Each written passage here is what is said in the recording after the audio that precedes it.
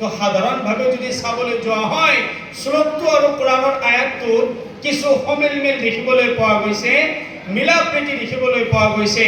আৰু শান্তি সম্প্ৰীতি যদি আমাৰ মাজত নাই, আমাৰ মাজত নাথাকে, তেন্তে আমি কেতিয়াও এগৰাকী প্ৰকৃত ধাৰ্মিক হ'ব নোৱাৰিম।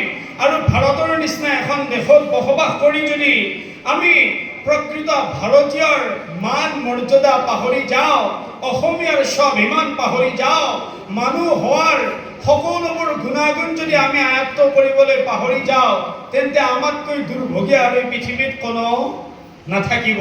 তাৰেই বাবে আমি সকলোৰে মাজত থকা ভাল গুণখিনি ল'ব লাগে। আৰু নবী মুহাম্মদ সাল্লাল্লাহু আলাইহি সাল্লামে যেনেকুৱাকৈ আমাক দেখুৱাই থৈ গৈছিল, সেই মোতাবিক আমি আমাৰ জীৱনটোক ৰঙীন কৰি তোলাৰ চেষ্টা কৰিব লাগে। কনফুচিয়াছে তাৰেই বাবে কৈছিল, everything has beauty but not everyone see it.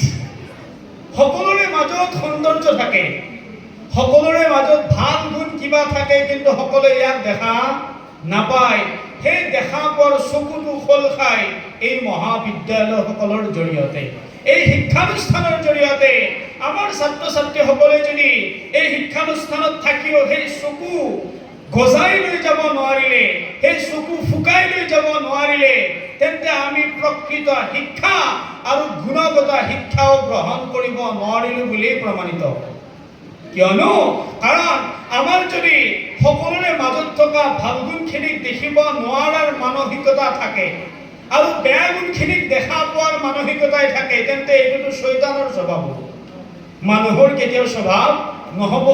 আৰু যিটো নেকি আমাক বাৰম্বাৰ ৰেঙি আমাৰ ধৰ্ম গ্ৰন্থবিলাকে কয়,